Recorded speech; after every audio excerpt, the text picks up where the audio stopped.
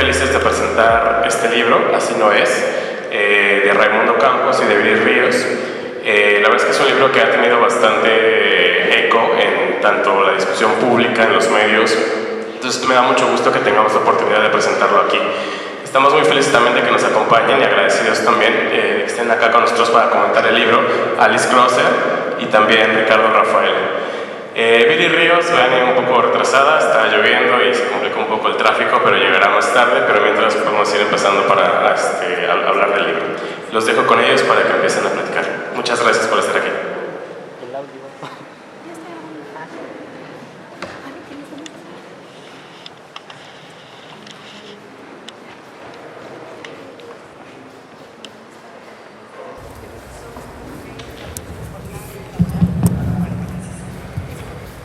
Muy buenas tardes, bienvenidos y bienvenidas a esta presentación del libro Así no es, de Viri Ríos, quien va a estar, y Raimundo Campos, quien sí está.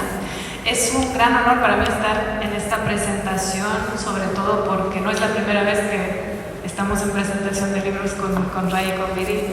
Siempre es un gran gusto y pues un honor presentar. No es nada fácil escribir juntos un libro, en sí no es nada fácil escribir juntos un libro, acabamos de comprobar Raimundo y yo que escribimos un libro juntos también, sobre todo cuando es a través, o podríamos decir a pesar de disciplinas distintas en las que trabajamos. Y aún con ese desafío, el libro Así no es, está lleno de observaciones y descripciones muy agudas y relevantes. Tiene una estructura muy didáctica, lo podrán ver, si no lo han visto, yo veo que mucha gente ya tiene el libro, entonces ya lo observaron seguramente. Los 11 capítulos que hacen el libro presentan cada uno un mito social a través del cual nos meten en una historia, un ejemplo concreto, para después presentar datos que refutan ese mito y equipan el lector con información muy concreta para ajustar sus creencias a la realidad empírica.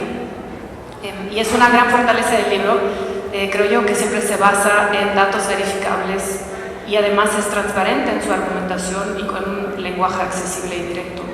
Por eso es fácil que pueda convencer a personas que no necesariamente sean ni académicos ni estudiosos de esos temas como somos a lo mejor nosotros, y aún así entender por qué cosas como la meritocracia no necesariamente son creencias neutrales, o más bien no lo son. Y aquí no sé si lo hayan observado, detrás de nosotros está la Mérito, para recordarnos de que los pobres no son pobres porque quieren y mucho menos los ricos son ricos porque tienen alguna capacidad especial. El libro se basa principalmente en una encuesta que está levantada para ese propósito, aunque considero que la encuesta en realidad sirve más bien como un hilo argumentativo, más que una fuente única de información, lo cual creo que está bien porque aunque se trate de una encuesta muy interesante y ambiciosa, como todo instrumento tiene sus puntos ciegos, ¿no? Pero los autores evitan la trampa de caer en ese potencial absolutismo de datos al complementar sus argumentos con otros estudios que han hecho cada quien o otros colegas que presentan ahí en ese estudio. Yo creo que la gran virtud del libro, a mi consideración, es que tiene el compás moral bien puesto, sin marometas intelectuales, sin contradicciones éticas. Nos presenta que la desigualdad se puede desprender así como mensaje principal del libro, profundamente normalizada en nuestros lados, no es algo natural, ni algo necesario, y mucho menos algo deseable.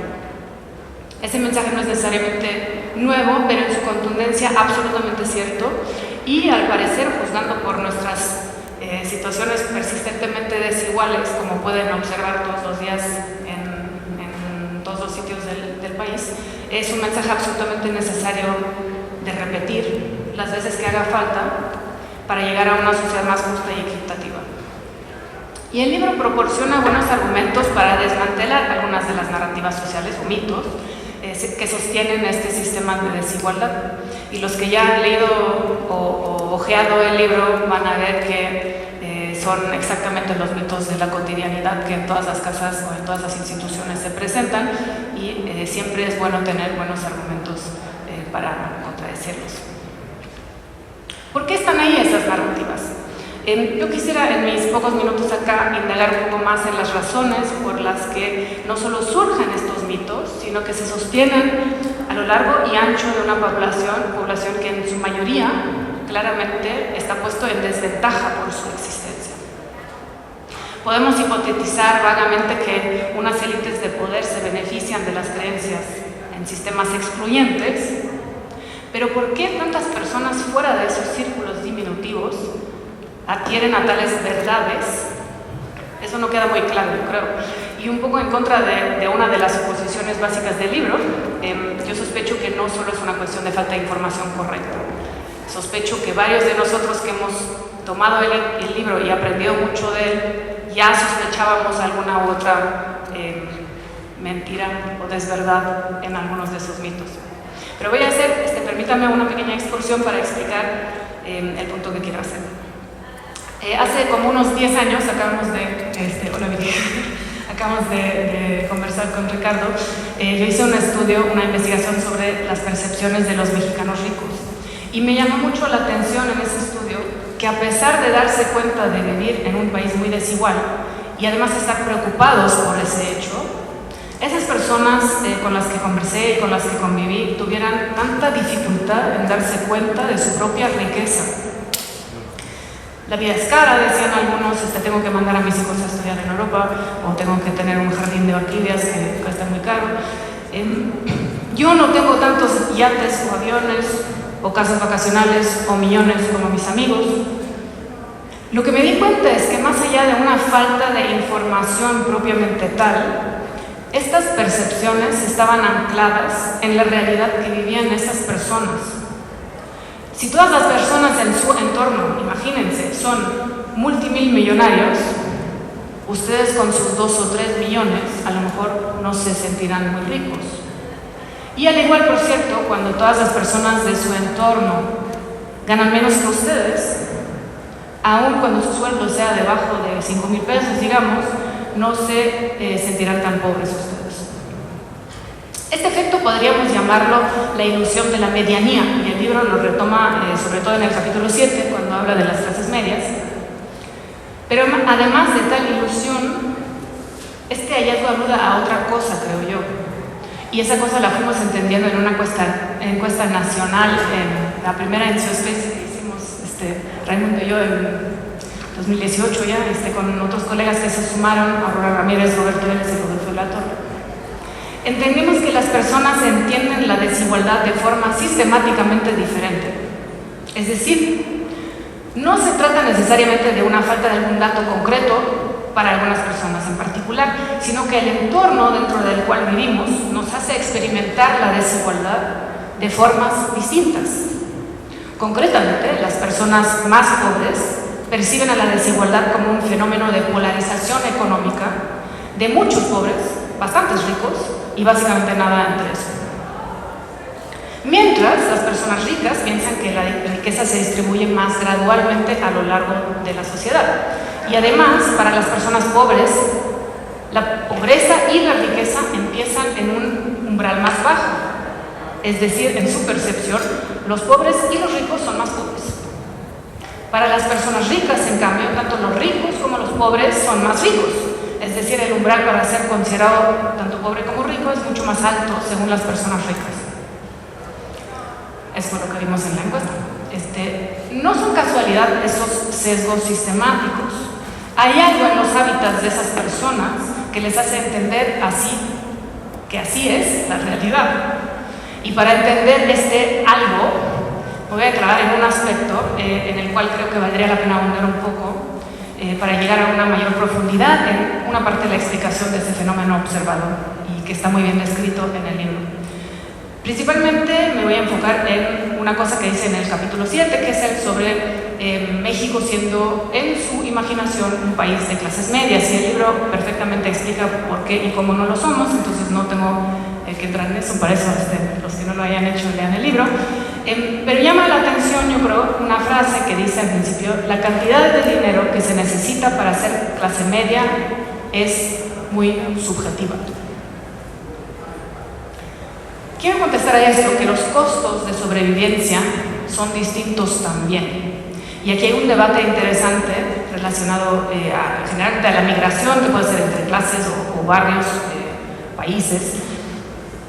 Pero podríamos preguntarnos si realmente es opción pedir a las personas mudarse geográficamente para no considerarse o ser considerados pobres subjetivamente, o si más bien habría que enfocarse en el hecho de que los costos de vida son distintos y las calidades desde luego también. Y la mayoría de la gente no elige el área en el que nace, por lo menos no conscientemente, pero tampoco deja ese lugar a lo largo de su vida.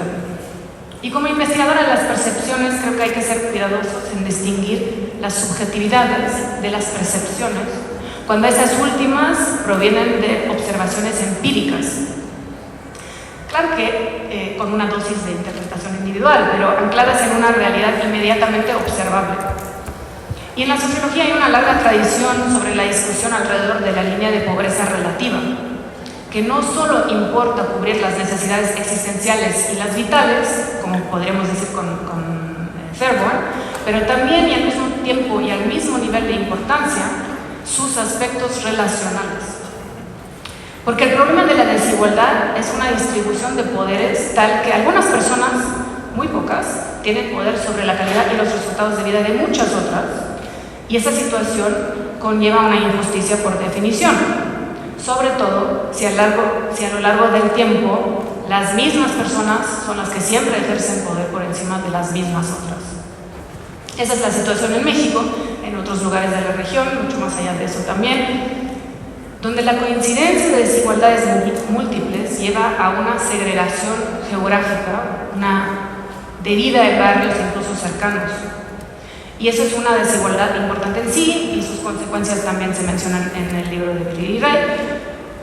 Pero a lo que voy aquí es que si a las personas no eligen nacer aquí o allá, aún así necesitan participar de la vida social en el entorno para no ser considerados y sentirse pobres.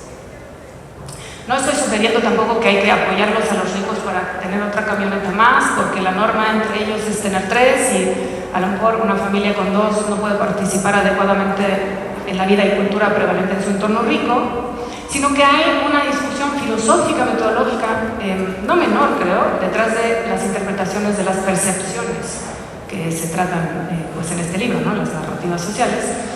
¿Hasta qué punto y en cuál contexto estas se deben de tomar como exclusión social de aspectos relevantes de vida comunitaria, en vez de descartarlas necesariamente como subjetividades, que sería un poco como malinterpretar o ignorancia por parte de las personas, para las cuales bastaría con explicarles que así no es, que en realidad es diferente, y ahí ajustan sus perspectivas y percepciones subjetivas, y listo, resuelto el problema. Ajustarán sus necesidades a la realidad. Pero ¿qué pasa si el problema es la realidad, más que su subjetiva interpretación? Pues la información es importante, por supuesto, yo soy investigadora, es toda mi vida la información en realidad, pero las percepciones tienen ese otro componente que, si bien es individual, no es subjetivo en el sentido de que me faltó información, sino al contrario, las personas tienen información privilegiada sobre sus propios contextos y entienden las sutiles y no tan sutiles jerarquías sociales que los rodean y envuelven. Y es decir, y ese es el punto, la desigualdad es una relación social que tiene como consecuencia no solo que las personas en términos absolutos no tengan las mismas posibilidades de cumplir sus necesidades y aspiraciones de vida, creando jerarquías intransigentes en este caso, sino también en términos relativos. Estas jerarquías crean requerimientos para la pertenencia en diferentes niveles o en grupos diferenciados, que si no se cumplen pueden tener consecuencias muy serias, como la expulsión de la comunidad a la que uno quiere pertenecer o pertenecía. Hemos hecho estudios al respecto donde se ve que las personas que migran de una clase alta a una clase baja, aún así tienen mejor posición que las personas que pertenecen a la clase baja desde el principio. Y al contrario, personas que migran, o sea, tienen movilidad social ascendente hacia clases altas desde clases bajas, no logran el nivel de bienestar de las clases altas, aun cuando están en el mismo nivel económico. ¿Por qué? Porque tienen pérdida de su comunidad, de sus raíces, de su entendimiento cultural, de dónde están parados nuevamente. En resumen, estemos no solo ante un problema de percepciones subjetivas, pero de realidades subjetivas, o por lo menos diferenciadas. Y esto, que les puede quizás parecer un intento de rizar el rizo, aprende esta expresión para esta presentación, tiene en realidad implicaciones importantes para las respuestas, tanto políticas como personales, que podremos dar al problema de la desigualdad. Lo primero, es decir, las percepciones subjetivas, se pueden tratar con información para todos, como por ejemplo campañas educacionales, ¿no? Y para este objetivo el libro hace un gran trabajo de informar y de compartir esa información de una forma muy accesible y, repito, muy amena. Lo segundo, la otra alternativa, la de las realidades subjetivas, requiere en realidad una reestructuración social profunda, mucho más allá de desmitificar los mitos. Incluso cuando todos los mexicanos hayan leído el libro de Viri y Ray, ojalá pronto, no habrá desaparecido la desigualdad por eso. En este sentido, el libro es un paso importante y necesario, repito, y felicito a los autores por haberlo sacado, pero todavía falta la parte más importante del trabajo. Lo bueno es que contamos con investigadores y comunicadores tan capaces para seguir avanzando esa lucha para una sociedad más justa, más equitativa y más deseable para todos. Y por cierto, ya pronto sale el nuevo libro de Ray que escribimos juntos, que se llama Redistribución, y da pautas para esa tarea pendiente de llegar a una sociedad más equitativa. Muchas gracias y muchísimas felicidades por este libro.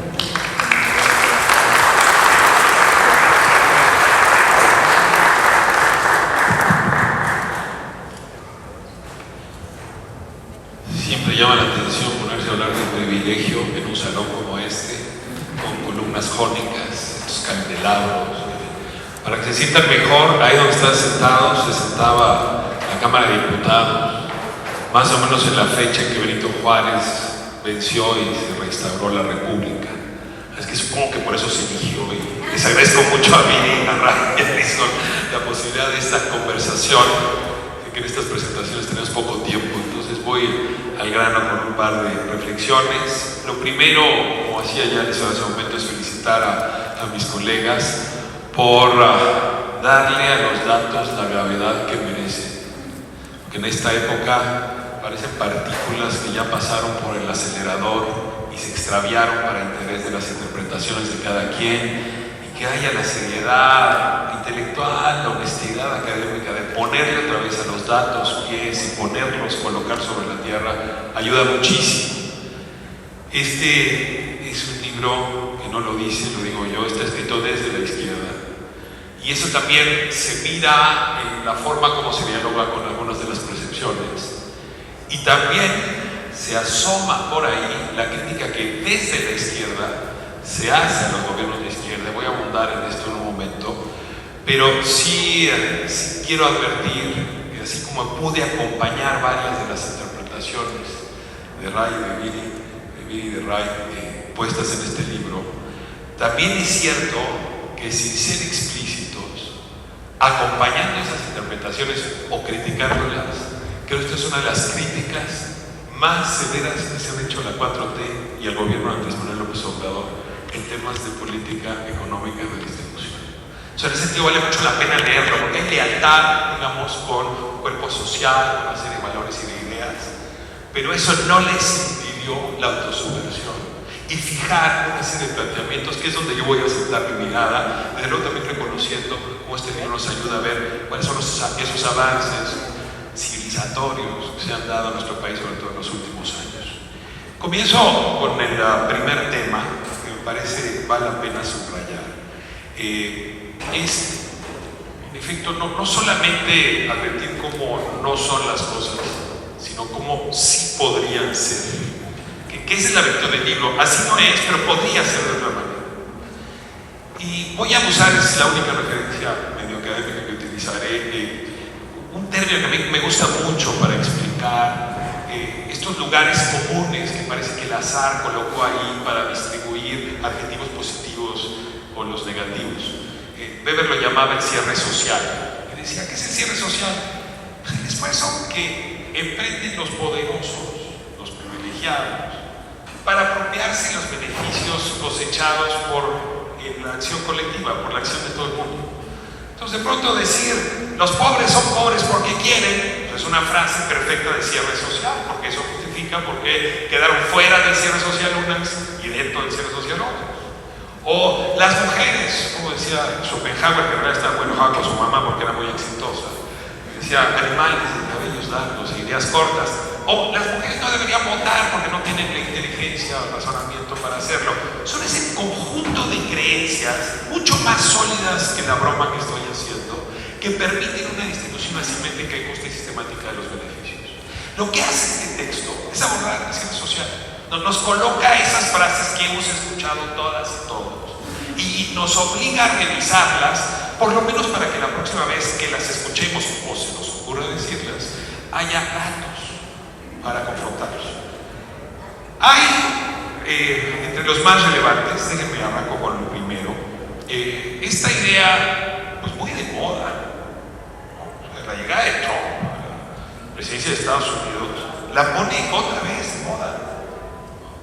Vicente Fox, multicitado, y sobre todo en el libro, la idea de que los apoyos sociales, ¿no? Los recursos que se utilizan a través de los programas sociales para compensar, para generar oportunidades, en realidad se utilizan mal porque a la gente a la que se les entrega, que es lo que se dice en el fondo, prefieren bebérselos en alcohol y fumárselos en cigarros que utilizarlos, ¿no? De manera más inteligente. Pero algo que sabemos y que lo dicen con mucha precisión es que hay mucha racionalidad en el uso de esos recursos. De hecho, por cierto, se usan esos recursos casi de manera idéntica como se utilizan las remesas.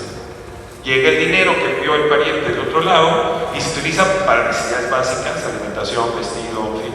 Y si sobra un poquito para invertir en esa pequeña empresita que a lo mejor nos podría hacer volver independencia autónomos. Y el dato está muy claramente especificado. Hay, y en esto voy a ser muy insistente, observaciones que hace el libro gracias a que ha habido mediciones. Mediciones que me temo van a dejar de hacerse. O sea, llama la atención que el libro cita, según el análisis que se hizo en oportunidades, según el análisis que se hizo en progreso. Es que lo que sabemos es que la desaparición de Coneval, quién sabe dónde nos va a llevar con respecto a estas mediciones, pero apúrense, por lo pronto, con las mediciones que hay en la época neoliberal, se sabe que hay un uso racional de estos recursos. Segunda, que va en la misma lógica, ¿no? Esta idea de que este es un gobierno bien gastalón, ¿no? Por lo tanto, austericidio. No, nada más liberal que la palabra austeridad, la más neoliberal de todas. Vamos a cortar cabezas de funcionarios, vamos a reducir los recursos. Tan fuerte es la inercia que fue una de las principales banderas de Andrés Manuel López Obrador. Y uno dice, a ver, pues ¿qué tan gordo es el Estado mexicano? ¿No? ¿O qué tan pasado de gasto está? Y uno dice, pues miren, gastamos más o menos el 21% de la riqueza que producimos, 21% del PIB. Oiga, y con respecto al resto del mundo, pues de los más esqueléticos es la palabra que uso. Más esqueléticos. Creo que Ghana, Ruanda y El Salvador, estoy citando el libro, gastan más recursos que nosotros. En materia de salud, estamos gastando 3% de la riqueza. Bueno, la gente no está más, pero 3% es lo que se está gastando, lo cual nos coloca, somos como 190 países en el mundo, como en el lugar más o menos 87, dependiendo del año. El personal médico, a ver, ya lo han vivido, ya han hecho unas cosas. Necesitamos más enfermeras, 3.8 es el promedio del mundo. Aquí tenemos 3. Camas, una por cada 100,000 habitantes. Y necesitamos por lo menos 3 para estarle pegando. Pero voy a abundar en el tema. A ver, el Poder Judicial tan vituperado, odiado en este planeta y sobre todo en México. A ver, quiten al Poder Judicial Federal, que es un pedacito. No tenemos jueces. 2.2 jueces por cada 100,000 habitantes. En el mundo hay 14. No tenemos custodios en la cárcel, por eso quien gobierna son los presos. A ver, no tenemos personal de limpieza. Apenas con la Guardia Nacional empezó a superarse, no teníamos policía. Pero eso sí, cortémosle recursos al Estado mexicano. A ver, ¿a quién le sirve cortarle recursos al Estado mexicano, a la Trompe, a la Milei. Saquemos la sierra. ¿A quién le sirve? A los que no quieren que suban los impuestos. Siguiente capítulo del libro, un poquito más adelante, ¿no? Es que si no cobramos impuestos, va a haber más empresas, porque los bien ricotes, agradecidos porque no les cobran impuestos, en lugar de invertir en Australia, aquí van a invertir mucho más. ¿En serio? Porque, a ver, no solamente tenemos un estado esquelético, es un estado que no cobra y no ha cambiado. A ver, más o menos, el SAT se ha puesto más duro y ha cobrado un poquito más de dinero, pero sigue siendo comparativamente los estados que menos cobran. Pero eso sí, les prometo desde aquí, voten por mí, que no voy a subir los impuestos a los ricos. A ver, si en este país no suben los impuestos, no es porque a nosotros nos afectaría una subida de impuestos. Es que incluso el gobierno de López Obrador estuvo rodeado de los 5 más ricos de este país, citados aquí. Que por cierto, pasó al tercer tema, son los que dicen que la desigualdad no importa, que es de mal gusto andar hablando de eso, que es, no, en fin, que no es grave. Y la verdad yo creo que no es grave. Digo, dadas las cifras, ¿no? Estas no las dieron y se las voy a reclamar, porque las conocen bien. ¿Cuánto disminuyó la desigualdad en México durante el gobierno de Andrés Manuel López Obrador? Mídanlo por PIB per cápita. No solo no disminuyó, aumentó la desigualdad. Estábamos en $10,297 promedio PIB per cápita en 2018 y cerramos en $10,000 per cápita. Es decir, por ponerlo en pesos, 191,885 pesos más o menos, y cerramos en 190. Es decir, la desigualdad empeoró con la administración anterior. Y uno se pregunta, oiga, le metimos 800,000 millones de pesos de programas sociales, ¿qué pasó? Casi $1 billón. ¿Qué pasó? Porque así no es. Están muy bien los programas sociales. Ayudan a redistribuir, pero como bien dice el libro, ¿y la salud? ¿Dónde la dejamos? Y aunque hay una inversión en educación que se antoja equiparable, estamos en el lugar 67 del mundo. La economía 12 en el lugar 67 en materia educativa. Hay un planteamiento muy concreto. Hay algo que no estamos haciendo todavía para disminuir la desigualdad. Por cierto, disminuyó un poquito con la pandemia, porque normalmente con las guerras y las pandemias los más ricos pierden un poquito. Y hubo apoyos que ayudaron. Se resolvió un poco la pobreza. 442,000 personas salieron de la pobreza en el sexenio anterior, con casi $1 billón de inversión. Aquí el libro no alcanza a decir cómo sí debería ser, pero claramente no alcanzan los programas sociales. Si no nos igualamos ante la salud, la educación, la ley. Y esto implica una reforma muy seria en nuestra relación, sobre todo la relación del Estado con las élites, que siguen siendo quienes capturan buena parte de los contratos, buena parte de los impuestos, de las reformas fiscales, y son, la verdad, prácticamente las únicas que definen qué se puede hacer y qué no se puede hacer, incluso con el gobierno más de izquierda que haya tenido México. O sea, si ya López Obrador no pudo con esas élites, uno se pregunta quién podría lograrlo. Cierro con el último tema, que me parece que sí significó un cambio cultural mayor respecto al cierre social. No se mide con dinero, no es de economistas, es más de antropólogos, es de sociólogos. Por fin nos hicimos cargo que somos un país racista. Si la 4T algo aportó, es que ya no hay forma de hacerse, perdónenme que me evite la palabra, es que es domingo, ya no hay forma de hacerse pendejos, ya no hay forma. Este es un país sumamente racista.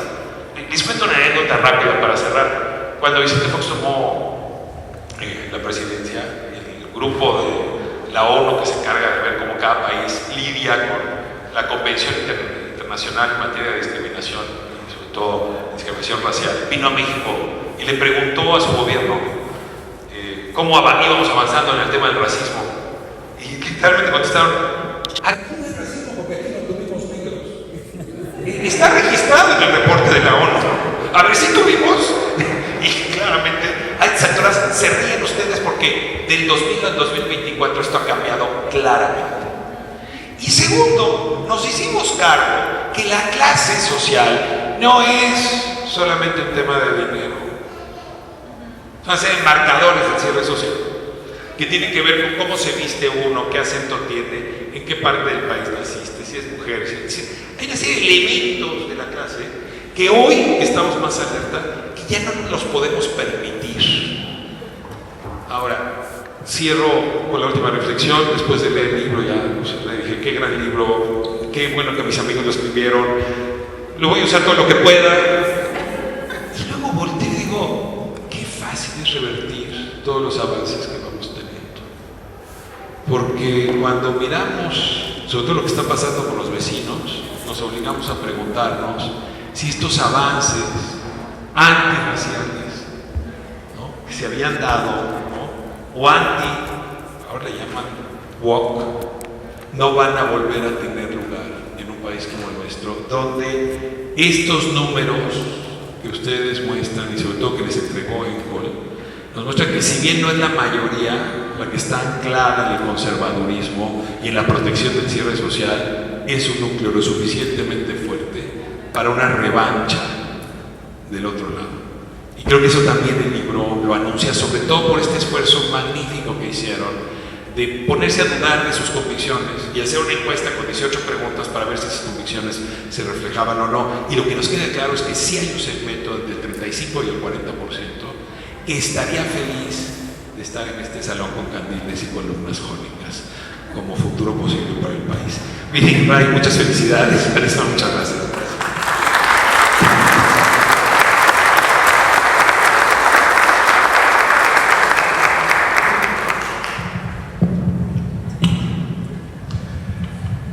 Bueno, pues muchas gracias a Alex Crosser por los comentarios, Rafael, muchas gracias.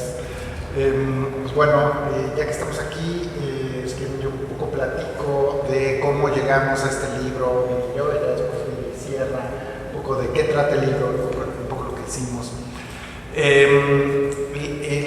Viri, como saben, tiene un libro anterior a este que es No es normal, que está ahí a la venta por si alguien no lo tiene, muy importante. Y yo tengo otro libro titulado Desigualdades. Y salieron básicamente al mismo tiempo, No es normal y Desigualdades. Y eso nos hizo que pues, básicamente interactuáramos en varios foros como este y estuviéramos en comunicación. Y que estuviéramos en comunicación sobre las preguntas que estábamos recibiendo. Y bueno, esto llegó a que pues, Miguel y yo así empezáramos a platicar y pues bueno, nos están dando estas preguntas, ¿por qué no hacemos algo juntos, no?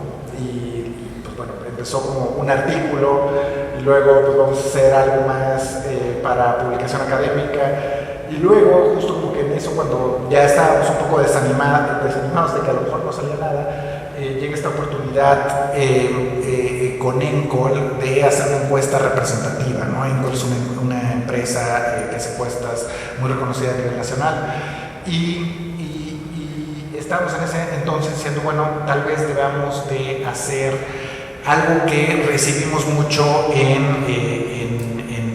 las presentaciones que hacemos, que muchas preguntas que recibíamos iban como un paso atrás de lo que escribimos en el libro.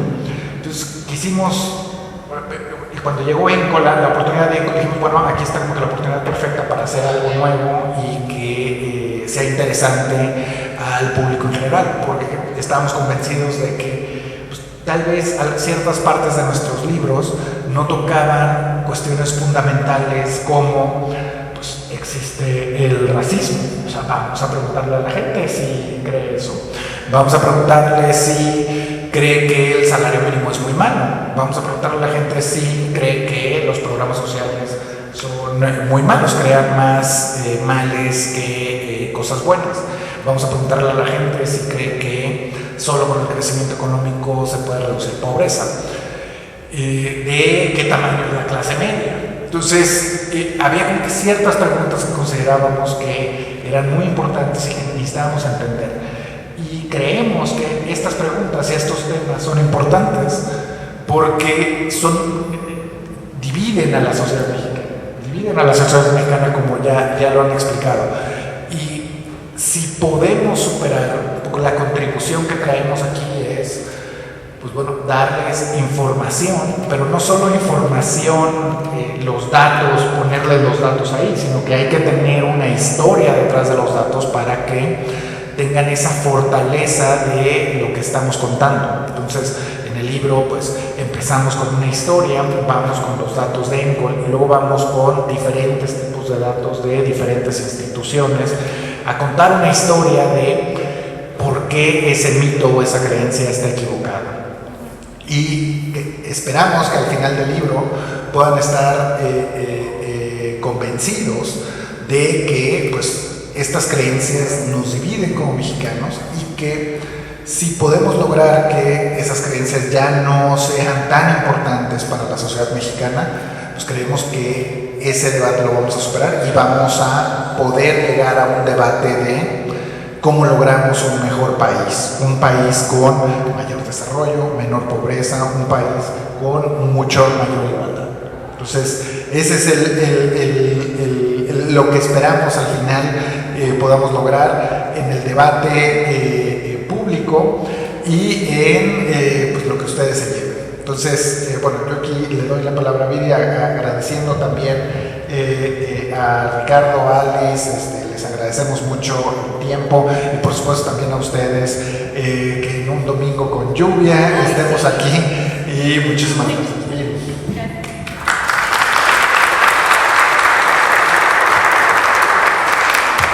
Bueno, quiero comenzar pidiéndoles una disculpa porque llegué 2 minutos tarde a un evento al que se debe llegar 5 minutos antes.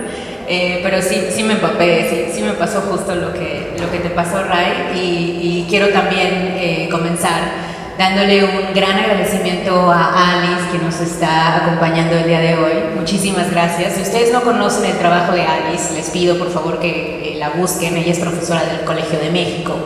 Y la razón por la cual la invitamos a esta mesa es porque tiene una serie de investigaciones relacionadas con la desigualdad, algunas de ellas hechas de la mano de Ray, que son extremadamente relevantes para el país. Alice nos ha hecho entender más cómo piensan los ricos, cómo se sienten y cómo se conciben. Alice nos ha enseñado las diferencias que existen entre los ricos y cómo hay de ricos a ricos. Y esa enorme como discrepancia que hay entre los niveles de riqueza de nuestro país profundamente desigual. Quiero también agradecerle muchísimo a Rafael. Rafael es uno de los periodistas que yo más admiro. Lo admiro por muchas razones y tú lo sabes, pero lo admiro sobre todo por su enorme capacidad de cuestionarse constantemente y por tu enorme curiosidad. Siento que hay muy pocos periodistas de este país que han tocado tantos temas y de manera tan diversa y tan profunda como Rafael. No dejen por favor de leer su columna, es una luz en la mitad de la oscuridad y siempre tiene un ángulo interesantísimo en lo que escribe. No siempre estamos de acuerdo en todo, pero siempre me gusta saber cómo piensa Rafa y hay varias veces en que Rafa me ha hecho cambiar de parecer. Entonces te agradezco muchísimo por tu trabajo y por todo lo que nos has enseñado, de verdad, muchas gracias. Y bueno, Ray, gracias también por escribir este libro conmigo, me siento súper contenta y gracias a todos los que nos están acompañando el día de hoy, porque en efecto es domingo, es tarde, está lloviendo y bueno, pero aquí estamos en este salón preciosísimo, nunca me hubiera imaginado que nos lo dieran. Pero cuando pienso por qué nos lo dieron, pienso, bueno, en Lalo, nuestro editor, por favor un aplauso para Lalo que nos hace posible todos estos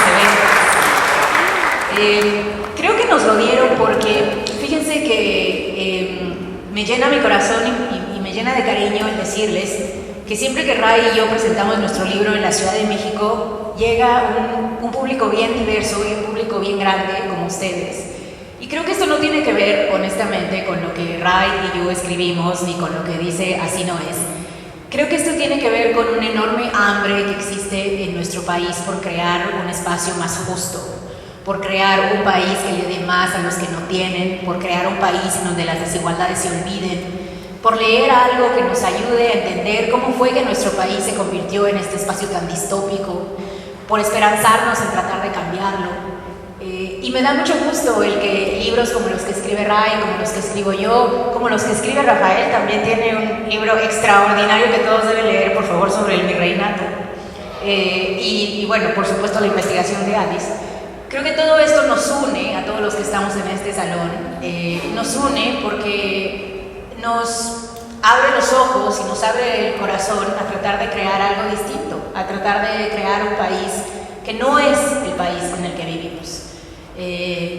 Nuestro país no debería ser de la manera en la que es, no debería ser un país donde una tercera parte de la población vive en pobreza, no debería ser un país en donde tenemos millonarios que despampanadamente tienen conferencias de prensa para decir que no van a tener mayor filantropía, como hizo hace unas cuantas semanas Carlos Slim. Es de verdad, yo creo que en pocos lugares del mundo se podría ver un espectáculo tan lamentable como el que fue esa conferencia de prensa, en donde el señor pues abiertamente se jacta de no querer apoyar las medidas que le está pidiendo el sindicato. En fin, no me voy a clavar en esto, pero creo que es muy sintomático del tipo de país en el que vivimos.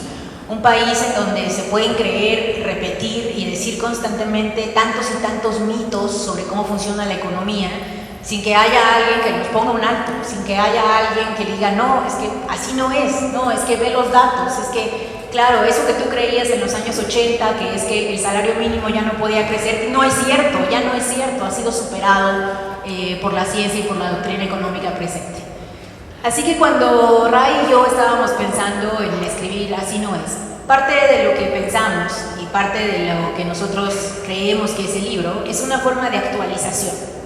Porque actualización para adultos, porque muchas de las ideas vertidas en el libro eran cosas que nos enseñaban en la escuela hace 10, 15, 20 años, hace 30 años. Yo cuando fui a la escuela, yo recuerdo que en la escuela sí me enseñaron un modelo económico que decía que si le iba bien a los ricos, le iba bien a todo el resto, porque cuando le iba bien a los de arriba, pues ellos creaban más trabajos para los del medio, que a su vez le consumían más a la tiendita, ¿no? Y entonces eso era lo que nos enseñaban en la escuela. Lamentablemente, no todos hemos tenido la oportunidad, o no existía tanto la oportunidad de poder actualizar esos conocimientos, y de pronto en los medios, de pronto incluso entre personas que toman decisiones en los negocios, etcétera, se repiten estas cosas que nos enseñaban en los años 80 como si siguieran siendo ciertas, como si la disciplina económica no hubiera avanzado. Así que Así no es una invitación a reactualizarnos, a desaprender algunas cosas que nos enseñaron en la escuela o que creímos por mucho tiempo, y sobre todo es un libro que lo hace de la mano de los datos, como mencionaba Rafael, de la mano de la academia, como mencionaba Alice, y de la mano de tantos y tantos mexicanos que han estudiado esos temas. Así que les agradezco muchísimo que nos hayan acompañado hoy, pero sobre todo les agradezco su interés en el tema de la desigualdad, su interés en querer crear un país más justo. Yo tengo la certeza de que podemos hacerlo. Sé que la coalición en el poder, sé que ha faltado, sé que la coalición en el poder no ha hecho tanto como nos hubiera gustado. Yo tengo la convicción personal de que ha hecho más que otros gobiernos, pero aún así creo que tenemos que impulsarlos, tenemos que pedirles y demandarles que cambien este país a profundidad. Y los cambios que se han presentado hasta ahora, si bien han sido positivos, por ejemplo el incremento del salario mínimo, no han sido suficientes. Y el día en que nuestro país sea un país mucho más justo, el día en que nuestro país sea un país en donde no existan estas profundísimas desigualdades en las que vivimos, ese día podemos alinearnos y aplaudir. Pero como ese no es el país en el que vivimos, entonces este no es el tiempo de las alineaciones, ni es el tiempo de aplaudir, ni es el tiempo de celebrar. Este es el tiempo de criticar profundamente también a la coalición gobernante, porque ha habido muchas cosas que les falta a ellos también entregar. Así que los invito también a eso, a una crítica constructiva, a que juntos empujemos a que tengamos un mejor gobierno, un mejor país, mejores empresarios, y a que nosotros también en nuestra vida privada hagamos lo que nos toque en el lugar que nos toca, por tratar de ser justos también. Muchísimas gracias a todos por acompañarnos.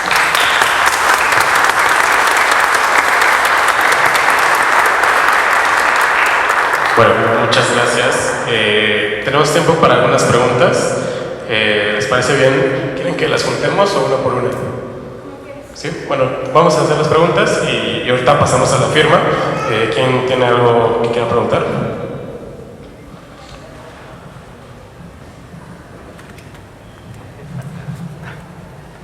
Gracias. Buenas noches, mi nombre es Susana y soy profesora de la carrera de Psicología en la tesis Iztacala de la UNAM. Y pues noto que mis estudiantes cada vez están más desmotivados, tienen cierta apatía, y quisiera como entender también, o procuro entenderlos, y siento que la promesa que tuvimos muchos de que si íbamos a estudiar nos iba a ir muy bien, eso ya no está. Además que también pues, las juventudes son azotadas por violencia, creo que hay muchas cosas que suceden y pues no me quisiera quedar con esta visión nihilista y fatalista, pero ¿qué podría hacer? ¿Qué podría decirles que se fundamente en algo real y que pues permita continuar la motivación, que realmente el espacio, la educación sea algo que también los enriquezca? No sé, es complicado estar tratando de motivar cuando el panorama es tan desolador. Gracias.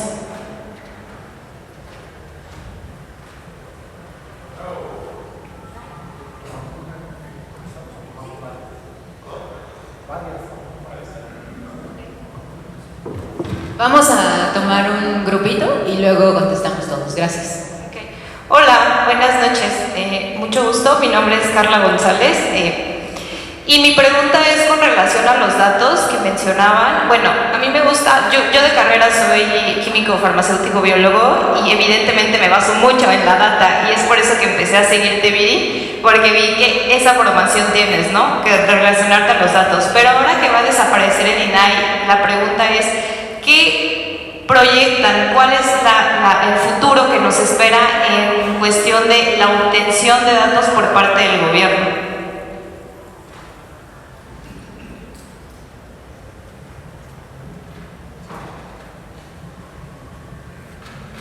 Hola, buena tarde. Soy Alejandro Figueroa, vengo de Ciudad Obregón, Sonora. Soy asesor de empresas y maestro universitario en el Politécnico. Primero, felicitarlos a ustedes por sus participaciones. Como bien decía Viri, no todos estamos de acuerdo en algunas cosas que plantean algunos de ustedes como en la sociedad. Se habla de un entorno, como dice la profesora universitaria, crítico. Sí, es un escenario en México muy crítico. La desigualdad viene desde hace mucho tiempo. Ya en el libro de Ricardo Rabán sobre el virreinato toca temas interesantes sobre esa situación. Pero sí tenemos que ser, como planteas tú, Viri, ser muy críticos en este gobierno, pero también aportar nuestro granito de arena, valga la expresión, en nuestra trinchera, porque la desigualdad y cambiar la dinámica de un entorno empresarial gandalla como no es tan fácil. Tratar de modificar los números para disminuir la desigualdad y sobre todo para incrementar el aspecto de salud, de educación, etcétera, etcétera, no es tan fácil. Sí tiene que haber todo un cambio, porque si no tendremos que hacer una revolución armada donde hay que destruir las instituciones que están para crear unas nuevas con sus grandes desventajas. Entonces, es lo que yo planteo, no es una pregunta concreta, sino hacer una reflexión que cada uno tenemos que hacer algo, porque esta evolución es tremenda. Lo que todos queremos tener una utopía interesante, pero está muy, como decimos en Sonora, está muy cabrón hacer las cosas así de la noche a la mañana. Es mi reflexión. Y saludos a todos.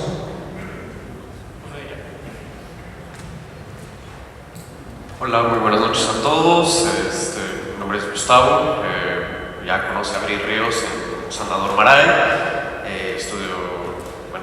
Tengo voy a hacer licenciatura en la Facultad de Ciencias Políticas y Sociales de la UNAM.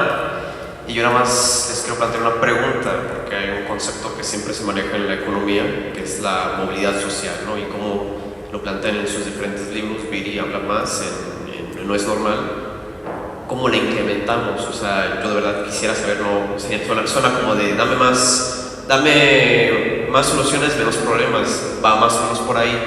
pero yo sí quisiera saber algo concreto que se debería hacer desde el gobierno, cómo reducimos cómo aumentamos esta movilidad social, cómo dejamos que esta brecha tan inalcanzable de que el pobre se queda pobre toda su vida, logramos que, al menos asciendan a una clase media. Esa sería la pregunta.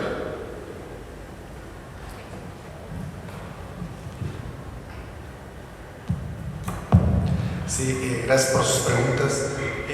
Voy a retomar algunas de ellas también con un comentario de Ricardo que mencionaba a ver, para hacer muchas de estas cosas y que si somos serios para reducir las desigualdades que tenemos y para promover la movilidad social, el dinero que tenemos como el Estado mexicano, como sociedad mexicana, que ponemos en impuestos y de deuda, simplemente no es suficiente. Sí, podemos tener una discusión de gastar mejor y que disminuya la corrupción, pero eso no debe de evitar la discusión que debemos de tener, que necesitamos mayores recursos. Y para mayores recursos necesitamos más impuestos.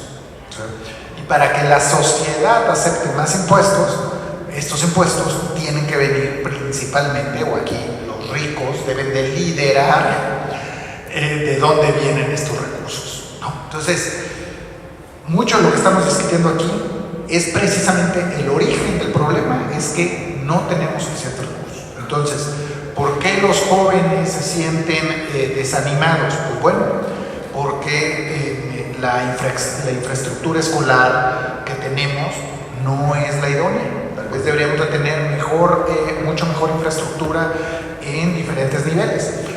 Y ahora estamos hablando en términos relativos de privilegio aquí en la Ciudad de México. Pero vayamos a la montaña en Chiapas, a la montaña en Guerrero, para ver las diferencias. Entonces, la movilidad social depende muchísimo, a diferencia de lo que pasa en otros países, de dónde nacemos. ¿Sí? Nacemos en la Ciudad de México, nacemos en Monterrey, vamos a nacer en Guadalajara, vamos a tener mayores oportunidades de movilidad social. ¿Sí? Aunque tengamos el mismo nivel socioeconómico en términos de ingresos de nuestros padres, si nosotros nacimos o vamos a nacer o nacemos en el sur del país versus en la Ciudad de México, pues las oportunidades de movilidad social son muy distintas y eso no sucede en otros países. Las grandes diferencias regionales están evitando que podamos tener un desarrollo incluyente. Entonces ahí entra otra discusión que no tocamos tanto en este libro, pero tocamos en nuestros libros previos, que es, pues bueno, para tener un desarrollo incluyente, para reducir desigualdades, promover la movilidad social, pues tiene que llegar el desarrollo a todo el país, pero pues con lo que tenemos pues no es suficiente. Vamos a tener también que ponernos de acuerdo como estados, y esto sí lo mencionamos en este libro, que es, bueno, ya nos sorprende que en Nuevo León o en Jalisco estén saliendo iniciativas de, pues vamos a salirnos del pacto fiscal. Pues ya no estamos seguros si queremos llamarnos mexicanos todos.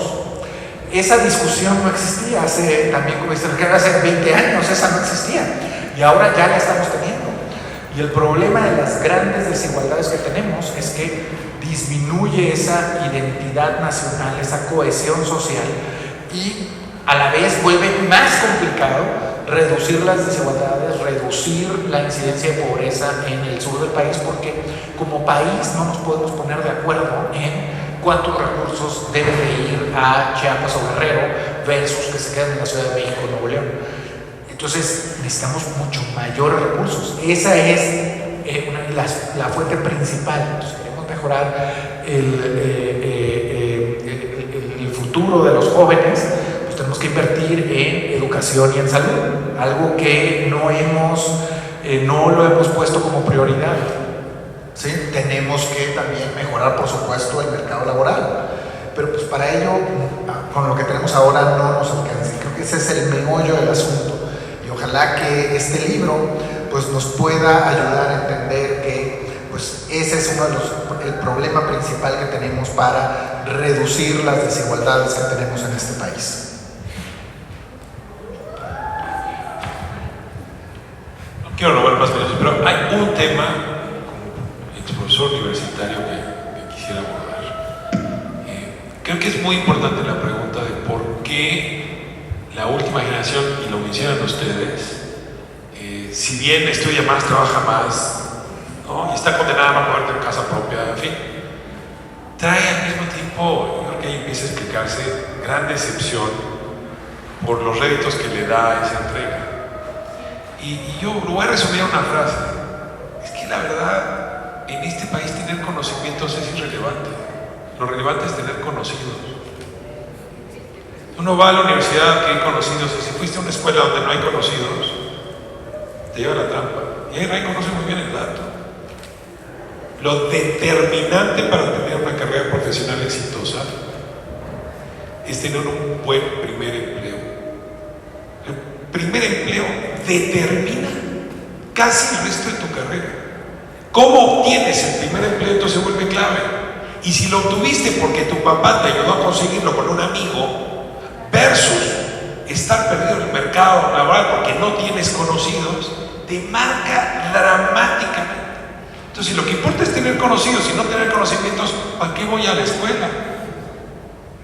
O sea, creo que ahí hay un tema del primer empleo, que es una larguísima discusión, que nos habla otra vez de este sistema de privilegios, que a su vez hace que se reproduzcan las desigualdades, y la educación, que son los principales herramientas con las que cuentan las sociedades para desarticular los elementos de desigualdad, no está funcionando.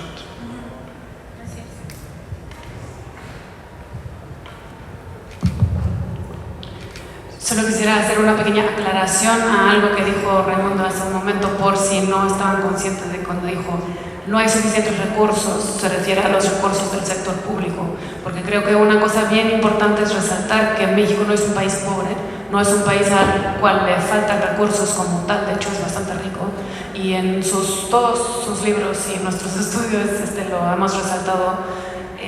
El problema de México es la distribución de esos recursos, y esos recursos, si no están en el sector público y no están en los bolsillos de probablemente la mayoría de ustedes, es porque están en otros bolsillos en el sector privado.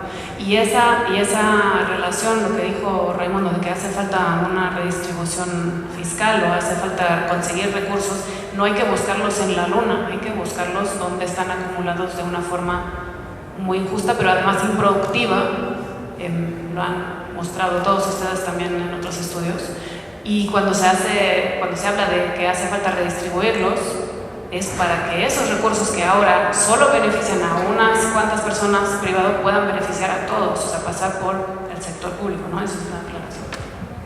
Yo nada más para dar la palabra a alguien para que pueda cerrar aquí la mesa, pero Ricardo decía que el libro es más de izquierda. Yo quisiera llamarlo más del sentido común. A ver qué opina. Te voy a decir por qué. Y a ver si sí, por supuesto. No, te voy a decir por qué. Te voy a decir por qué. Y a lo mejor Viri pone un tweet después, pero lean el The Economist que acaba de salir el viernes. Trae un artículo, 2 artículos buenísimos sobre la herencia, y lo que dice el The Economist es básicamente casi el The Economist leyó Así no es y escribió el artículo. Porque lo que dice es que la desigualdad está creando demasiados males y que es necesario ponerle impuestos a los ricos para reducir los problemas sociales del mundo. Básicamente ese es el mensaje de los artículos. Yo diría, bueno, bien. Ojalá sea el sentido común, y quisiera pensar que ese es el sentido común, pero la realidad es que parte de lo que muestra Así no es en nuestra encuesta es que no es sentido común. De hecho, pues mucha gente cree lo opuesto. Mucha gente cree que en México no hay racismo, cree que se le deben disminuir los impuestos a las empresas para que éstas crean empleos, en fin. Pero sí creo que debiera ser el sentido común, y creo que parte de la razón por la cual existe este libro es precisamente para tratar de cambiar ese sentido o ese desentido común en un sentido común. Rápidamente, un minuto, pero bueno, sobre el INAI, que fue una pregunta que no se respondió. Yo en lo personal no soy tan optimista de lo que va a suceder ahora con la nueva institución de transparencia, porque creo que no va a tener los incentivos tan alineados como los tenía el INAI para pues dar la información y sobre todo para retar a las autoridades para que den la información, que era parte del problema, ¿no? Que no siempre querían dar la información, y bueno, ahora creo que va a ser un poco más difícil, pero estoy lista para que me sorprendan, ¿no? Y estaré feliz si lo hacen. Sobre cómo crear movilidad social, bueno, al respecto creo que vale muchísimo la pena leer el libro de Ray que se llama Desigualdades, o también No es normal. Yo escribí No es normal como un manual sobre cómo crear un país más justo. Entonces ahí ustedes pueden ver los 27 cosas que yo pienso que deben hacerse, son 27 capítulos, para poder crear ese camino hacia la movilidad social. Y solamente acotar una cosa importante, cuando Ray dice que son los ricos quienes deben liderar el cambio fiscal que necesitamos, es decir, los impuestos que vamos a poner, no se refiere a que son los ricos los que van a decir cómo se van a poner esos impuestos, se refiere a que son los ricos los que van a pagar más, y nosotros debemos buscar una reforma fiscal que haga que los ricos paguen más. Y los ricos no somos nosotros, bueno, a lo mejor habrá aquí algún rico, pero no creo, pero bueno. No creo que somos aquí, no creo que estemos aquí. Los ricos ni se aparecen a la fila cuando llueve, ¿no? Sí. Pero bueno, solamente déjame ver si no me faltó responder alguna. Sí, bueno, yo lo calculé, 1.400.000 al mes. Entonces, si gana alguien aquí 1.400.000 al mes, pues sí es contra ti, sí vas a tener que pagar más impuestos. Pero bueno, no, solamente terminar con eso, terminar con una reflexión sobre la apatía. En mi experiencia como autora de libros que retan el statu quo y el sistema de desigualdades, yo no veo que los jóvenes tengan apatía. Yo veo que tienen una enorme hambre por leer este tipo de contenidos, por reunirse, por discutirlos.